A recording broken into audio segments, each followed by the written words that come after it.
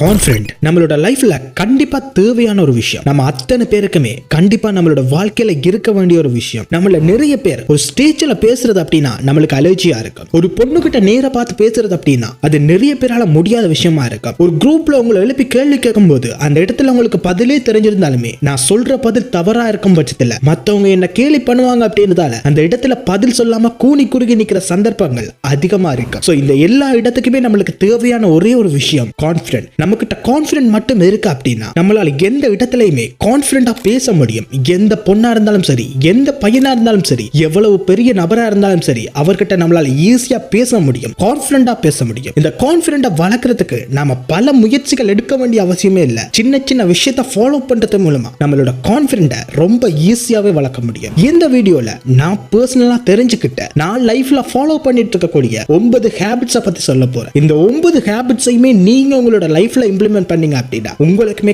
Confident level அப்படின்றது இன்ஸ்டன்ட்டா boost up ஆகும். So இந்த வீடியோக்குள்ள போறதுக்கு முன்னாடி சேனலுக்கு ஃபர்ஸ்ட் டைம் வந்திருந்தீங்க அப்படின்னா மறக்காம சேனலை சப்ஸ்கிரைப் பண்ணிட்டு வீடியோ பாருங்க. இந்த மாதிரி இன்ட்ரெஸ்டிங்கான யூஸ்ஃபுல்லான வீடியோஸ் எல்லாமே ரெகுலரா போஸ்ட் பண்ணிக்கிட்டே இருக்கும். பிட் நம்பர் 1, மத்தவங்க கூட நம்மள நாமளே கம்பேர் பண்ணிக்கிறது. மத்தவங்க சோஷியல் மீடியால போடுற போஸ்ட், மத்தவங்க சோஷியல் மீடியால ஷேர் பண்ணக்கூடிய விஷயங்கள் அண்ட் அவங்க வெளிப்படையா தெரியக்கூடிய பல விஷயங்களை பார்த்து அவங்கள விட நாம அழகா இல்லையே, அவங்கள விட நம்ம பணக்காரனா இல்லையே, அவங்கள விட நாம திறமைசாலியா இல்லையே அப்படின்னு அடுத்தவங்களோட நம்மள நாமளே கம்பேர் பண்ணிக்கிறது.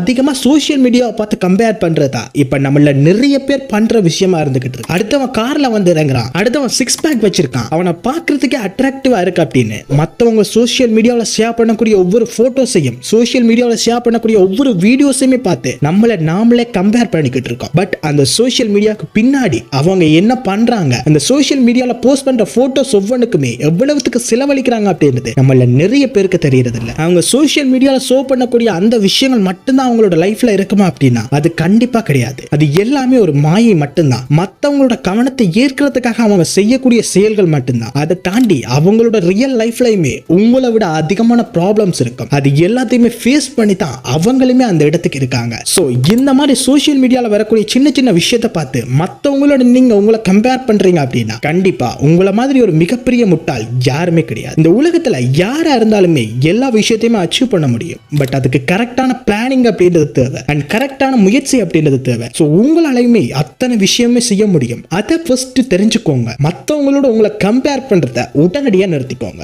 நம்பர் 2, தேவையில்லாத விஷயத்தை பார்த்து பயப்படுறத ஃபர்ஸ்ட் ஸ்டாப் பண்ணிக்கோங்க. நம்ம எல்லாருக்குமே இருக்கக்கூடிய பிரச்சனை ஒரு மேடையில பேசுறதுக்கு பயம், மத்தவங்க முன்னாடி அவங்க கிட்ட பேசுறதுக்கு பயம், ஒரு பப்ளிக்ல ஒரு பொண்ணு கிட்ட பேசுறதுக்கு பயம். இந்த மாதிரி எல்லா விஷயத்துக்குமே நம்ம பயந்தே வாழ்ந்துகிட்டு இருக்கோம். இந்த பயத்தை ஃபர்ஸ்ட் பிரேக் அவுட் பண்ணுங்க. உங்களுக்கு எந்த விஷயத்துல அதிகமா பயம் இருக்கு, நீங்க எந்த விஷயத்தை பார்த்து அதிகமா பயப்படுறீங்களோ அந்த பயத்தை கண்டுபிடிச்சு ஒவ்வொரு கிழமையுமே உங்களுக்கு ஏதாவது ஒரு டாஸ்க் கொடுத்து அந்த பயத்தை போக்குறதுக்கு ட்ரை பண்ணுங்க. நீங்க மேடை பேச்சுக்கு பயப்படுறீங்க அப்படின்னா ஒவ்வொரு கிழமையும் ஏதோ ஒரு இடத்துல நடக்கக்கூடிய நிகழ்ச்சியிலயோ ஏதோ ஒரு இடத்துல இருக்கக்கூடிய காம்படிஷன்லயோ மேடையில ஏறி பேசுறதுக்கு ட்ரை பண்ணுங்க. மேடைக்கு முன்னாடி அத்தனை ஆடியன்ஸ்க்கு முன்னாடியுமே தைரியமா பேசுறதுக்கு ட்ரை பண்ணுங்க. இந்த மாதிரி நீங்க ஒவ்வொரு கிழமையுமே ட்ரை பண்ணிக்கிட்டு இருக்கும்போது மேடை பேச்சு அப்படின்னா பயம் அப்படின்றத தாண்டி மேடை பேச்சா அது என்னால ஈஸியாவே செய்ய முடியும் அப்படின்னு நிலைமைக்கு மாறிடுவீங்க. சோ உங்களுக்கு எந்த விஷயத்துல அதிகமா பயம் இருக்குதோ, எந்த விஷயத்தை பார்த்து நீங்க அதிகமா பயப்படுறீங்களோ அந்த விஷயத்தை உங்களுக்கே ஒரு சேலஞ்சா எடுத்துக்கிட்டு அந்த சேலஞ்சை கம்ப்ளீட் பண்றதுக்கு ட்ரை பண்ணுங்க. இந்த மாதிரி நீங்க ரெகுலரா பண்ணிட்டு இருக்கீங்க அப்படின்னா அதை உங்களால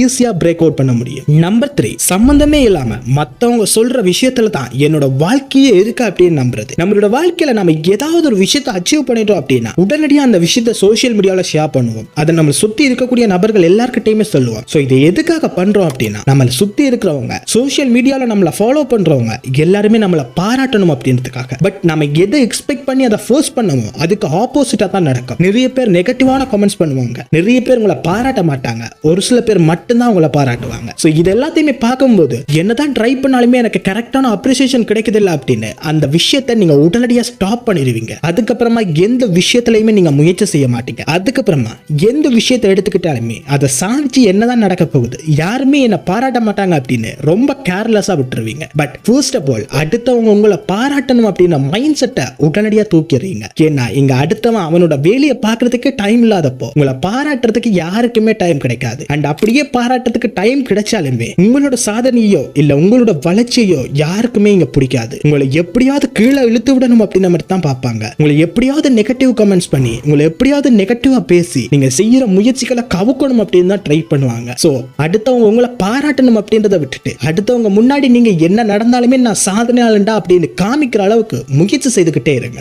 நம்பர் 4, என்னால இதை செய்ய முடியாது அப்படின்ற மைண்ட் செட்டை ஃபர்ஸ்ட் அவாய்ட் பண்ணுங்க. நம்ம எல்லார்கிட்டயுமே இருக்கக்கூடிய ஒரு பழக்கம் தான். எந்த விஷயத்தை எடுத்தாலுமே நாம நம்மளுக்குள்ளேயே ஒரு கேள்வி கேட்டுக்குவோம். என்னால இது முடியுமா? நான் இதை செய்து முடிப்பேனா? ஒருவேளை நான் செய்து முடிக்கல அப்படின்னா நிறைய பேர் என்ன பார்த்து ஈழமா சிரிப்பாங்க. ஒருவேளை நான் செய்து முடிக்கல அப்படின்னா நிறைய பேர் என்ன ரொம்ப வீக்கான பர்சனா நினைப்பாங்க அப்படின்னு உங்களுக்குள்ளேயே பல கேள்விகள் இருக்கு. அந்த கேள்விக்கான பதில் இந்த விஷயத்தை தொடவே வேணாம். ஏன்னா இது செய்து முடிக்க முடியல அப்படின்னா நிறைய பேர் என்ன பார்த்து கேலியா சிரிப்பாங்க. சோ அந்த கேலி கிண்டலுக்கு உள்ளாக கூடாது அப்படின்னா நான் இந்த விஷயத்தை கையில எடுக்காம விடுறது தான் நல்லது அப்படின்னு யோசிப்பீங்க. பட் இந்த மாதிரி உங்களோட மனதுக்குள்ள நீங்க அடிக்கடி கேள்வி கேட்டுக்கிட்டே இருக்கீங்க அப்படின்னா அதை முதல்ல ஸ்டாப் பண்ணுங்க. எந்த விஷயமா இருந்தாலுமே என்னால பண்ண முடியும் அப்படின்ற மைண்ட் செட் மட்டும்தான் உங்ககிட்ட இருக்கணும். ஏன்னா இந்த உலகத்துல மனுஷங்களால முடியாது அப்படின்னு சொல்ற அளவுக்கு எதுவுமே கிடையாது. சோ ஃபர்ஸ்ட் உங்களை நீங்களே கேட்கக்கூடிய கேள்விகளுக்கு நீங்க கொடுக்கக்கூடிய பதில் எப்பயுமே முடியும் அப்படின்ற மாதிரி தான் இருக்கணும். நம்பர் 5, உங்களோட தோற்றத்துல ஃபர்ஸ்ட் நீங்க கான்சென்ட்ரேஷனா இருங்க. நீங்க எந்த மாதிரி ட்ரெஸ் வியர் பண்றீங்க, அந்த ட்ரெஸ் எல்லாமே கரெக்டா இருக்குதா, அண்ட் உங்களோட பாடி ஸ்ட்ரக்சர் எந்த மாதிரி இருக்குது, அதுக்காக நீங்க எந்த அளவுக்கு ஹார்ட் ஒர்க் பண்ணி ஒர்க் பண்ணணும் அப்படின்றத ஃபர்ஸ்ட் கவனத்துல எடுத்துக்கோங்க. ஏன்னா நம்மள நிறைய பேர் நம்மளோட பாடி எந்த மாதிரி இருந்தாலுமே ஓகே, நம்ம எந்த மாதிரி ட்ரெஸ் வியர் பண்ணிட்டு போனாலுமே ஓகே, பட் மத்தவங்க நம்மளை பார்த்து மதிக்கணும், மத்தவங்க நம்ம கிட்ட பேசணும், மத்தவங்க நம்மளை அப்ரிஷியேட் பண்ணணும் அப்படின்னு ஆசைப்படுவோம். பட் அந்த மாதிரி நடக்கணும் அப்படின்னா அதுக்கு நீங்க ஃபர்ஸ்ட் ஒரு கரெக்டான ட்ரெஸ்ஸை வியர் பண்ணிட்டு போங்க. கரெக்டா உங்களோட பாடியை மெயின்டைன் பண்ணுங்க.